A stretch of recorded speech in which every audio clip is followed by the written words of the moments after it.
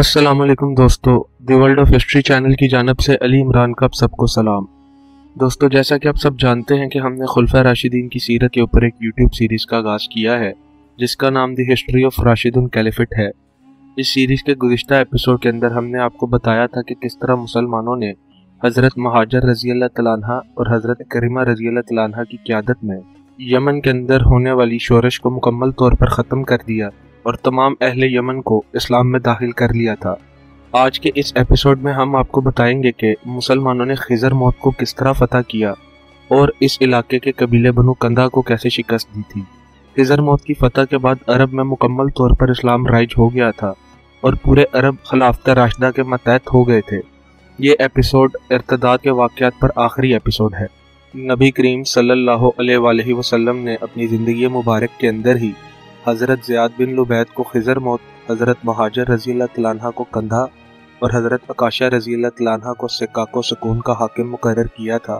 हज़रत महाजर रज़ी अल्लाह तआला अन्हा चूँकि इन दिनों बहुत ज़्यादा अलील और बीमार थे, इसलिए हज़रत ज़ियाद बिन लुबैद रज़ी अल्लाह तआला अन्हा को ही कंधा की जिम्मेदारी निगरान के तौर पर सौंप दी गई। यहाँ आपको एक वाक़या बताना ज़रूरी है। नबी करीम सल्लल्लाहु अलैहि वसल्लम हज़रत महाजर रज़ी अल्लाह तआला अन्हा से नाराज़ थे। इसमें नाराज़गी की वजह यह थी कि वो गज़वा तबूक में किसी वजह से पीछे रह गए थे।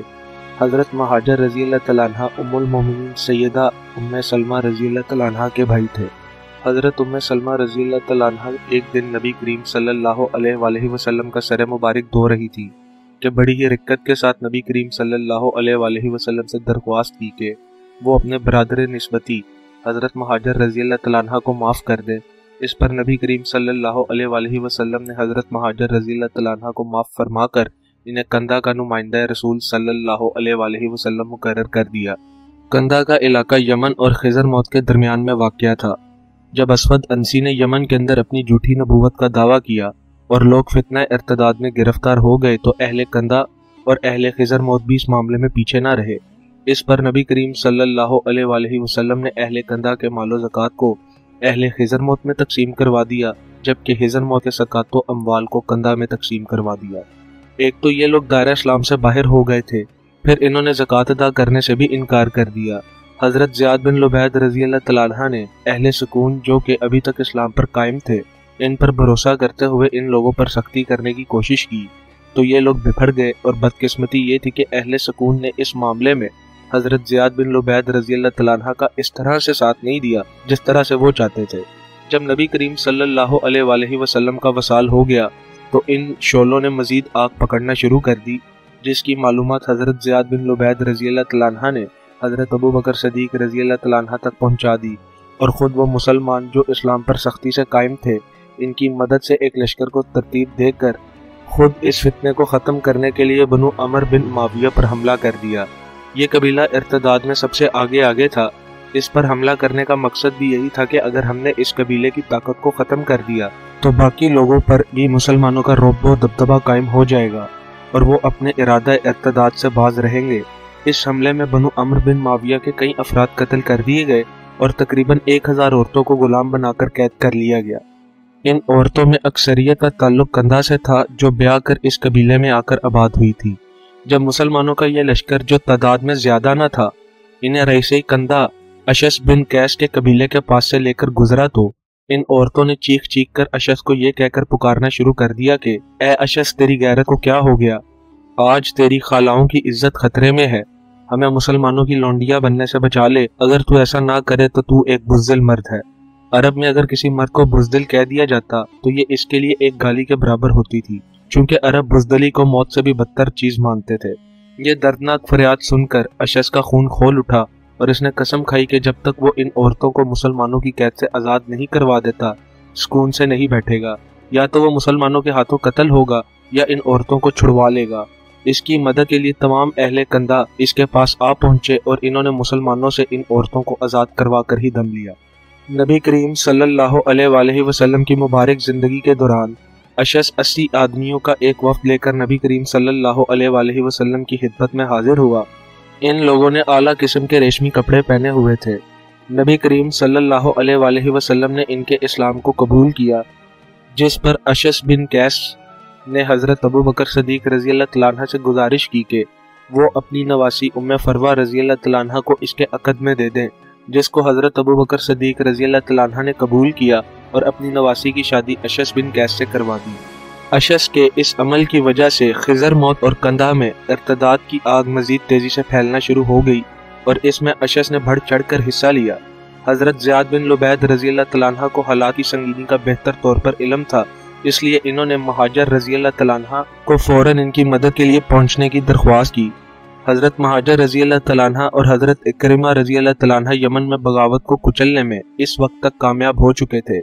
खैर वो दोनों तेजी के साथ कंधा में जाकर ज़ियाद बिन लुबैद रजी अल्लाह तआला अन्हा के साथ जा मिले। इन्होंने अशस के लश्कर के साथ जंग की, जो कि तादाद में ज्यादा न थे। इन्हें जंग के पहले घंटे में ही शिकस्त देकर पीछे धकेल दिया। अशस और इसके साथी अपनी जान बचाते हुए किला नजीर में जाकर बंद हो गए। किला नजीर को 3 रास्ते लगते थे। हजरत ज़ियाद, हजरत महाजर और हजरत इकरिमा रजी अल्लाह तआला अन्हा ने एक एक रास्ते पर जाकर कब्जा कर लिया और किले तक हर तरह की रसद को बंद कर दिया। मुसलमान लश्कर की तादाद 16,000 से ज्यादा थी। जब किले का मुकम्मल तौर पर मुहासरा कर लिया गया तो हजरत इकरिमा रजी अल्लाह तआला अन्हा ने अपने लश्कर से कुछ दस्तों को साहिल बहर तक जाने का हुक्म दे दिया और कहा कि वहां जो भी बागी मिले इसे बेदरेक कत्ल कर दो। इस सब को देखते हुए अशस बहुत ज्यादा परेशान था, इसलिए इसने अपने कबीले के सरदारों और नौजवानों को साथ मिलाकर किले से बाहर निकलकर मुसलमानों से मुकाबला करने का फैसला किया। चूंकि इसे मालूम था वो बगैर किसी रसद के किले में ज्यादा दिन तक महसूर होकर नहीं रह सकता। जब ये किले से बाहर निकला तो इसने मुसलमानों की कसीर तादाद देखकर यकीन कर लिया कि वो अपने 600 साथियों के साथ इन्हें शिकस्त नहीं दे सकता। इसलिए इसने सोचा कि अब बेहतर यही है कि मुसलमानों से राजीनामा कर लिया जाए, जिसके बदले में वो अपने रिश्तेदारों को बचा सकेगा। अशस हजरत इकरिमा इब्ने अबी जहल रजी अल्लाह तआला अन्हा के पास आया और इनसे दरख्वास्त की कि अगर वो इसकी और इसके खानदान के लोगों की जान बख्श दें तो वो अंदर जाकर किले के दरवाजे को खोल देगा। हजरत इकरिमा रजी अल्लाह तआला अन्हा ने अशस की दरख्वास्त कबूल कर ली और कहा कि इस लश्कर के हतमी सिपह सलार हजरत महाजिर बिन अबी उमैया रजी अल्लाह तआला अन्हा है, इसलिए तुम मुझे इन अशखास के नाम लिख कर दे दो। मैं इनकी और तुम्हारी सिफारिश हजरत महाजिर रजी अल्लाह तआला अन्हा से कर दूंगा और वो तुम्हारी जान बख्श देंगे। बदले में तुम जाकर किले के दरवाजे खोल दो। अशस ने अपने रिश्तेदारों के नाम कागज पर लिखकर हजरत इकरिमा रजी अल्लाह तआला अन्हा के हवाले कर दिए, लेकिन वो अपना नाम लिखना भूल गया। इसने किले के अंदर जाते साथ ही किले के दरवाजे को खोल दिया। दरवाजा खुलते ही मुसलमान लश्कर इसमें दाखिल हो गया। जहां जो नजर आया इसे कत्ल कर दिया गया। 1000 से ज्यादा खवातीन को कैद कर लिया गया। मुसलमानों को इस किले में बहुत सा माले गनीमत हासिल हुआ। इसके बाद हजरत महाजिर रजी अल्लाह तआला अन्हा ने इन लोगों को माफ कर दिया जिनके नाम इस फहरिस्त में लिखे हुए थे। क्योंकि इस फहरिस्त में अशस का नाम नहीं लिखा हुआ था, इसलिए हजरत महाजिर रजी अल्लाह तआला अन्हा ने इसको कत्ल करने का इरादा कर लिया और कहा कि ए अल्लाह के दुश्मन, अल्लाह ने ही तेरी अक्ल पर पर्दा डाल दिया था जो तू अपना नाम लिखना भूल गया। अब तुझे मेरी तलवार से कौन बचाएगा।